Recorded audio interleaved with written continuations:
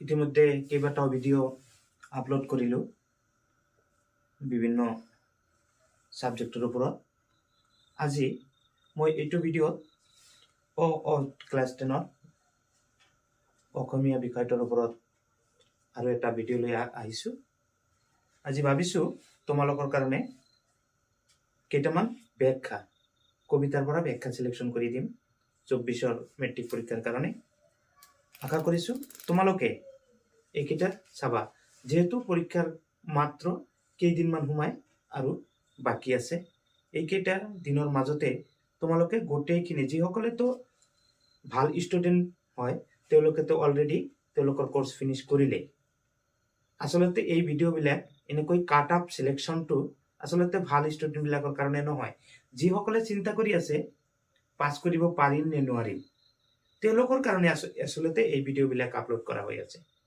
আকৌ কিছুমানে হয়তো এনেদৰে ভাবিব যে এইটো কেনেকুৱা, যদি নাহে হয়তো কথাটো নথকা নহয়, তেনেকুৱা নোহোৱাটো নহয়, নাহিবওতো পাৰে।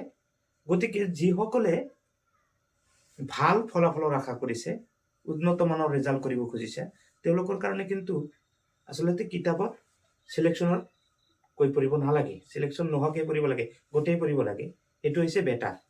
কিন্তু সকলোৱেতো সিমানখিনি সামৰ্থ্য নাথাকে, কভাৰ দিব নোৱাৰে। শেষত গৈ দেখা যায় তেওঁলোকে অহাটো উপায় অৱলম্বন কৰে। গতিকে মই তেওঁলোকৰ কাৰণে কৈছোঁ যে আপাতত কেইটামান পঢ়িলেও এটা আশা বুকুত লৈ তোমালোকে ক্লাছ লৈ যাব পাৰিবা। সেইকাৰণে মই তোমালোকৰ কাৰণে আজিৰ ভিডিঅ'ত মই কেইটামান ব্যাখ্যাৰ কথা কৈছোঁ। প্ৰথমে মই জিকিৰৰ পৰা দুটা ব্যাখ্যা সিলেকশন কৰিছোঁ।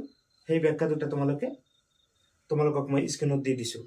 এই দুটা হৈছে জিকিৰৰ পৰা, আৰু দুটামান ব্যাখ্যা দিছোঁ মই তোমালোকৰ যিটো মই অসমীয়া সৈয়দ আব্দুল মালিক সাহেবৰ লেখা কবি সৈয়দ আব্দুল মালিকৰ যিটো কবিতা মই অসমীয়া বুলি আছে, সেইটোৰ পৰা দুটা ব্যাখ্যা মই তোমালোকৰ স্ক্ৰীনত দিছোঁ। এই দুটা আৰু তোমাৰ যিটো জিকিৰৰ দুটা, এই মুঠ চাৰিটা ব্যাখ্যা যদি তোমালোকে ৰেডি কৰি যোৱা, মোৰ বিশ্বাস তোমালোকে আপাতত কমন পৰিব।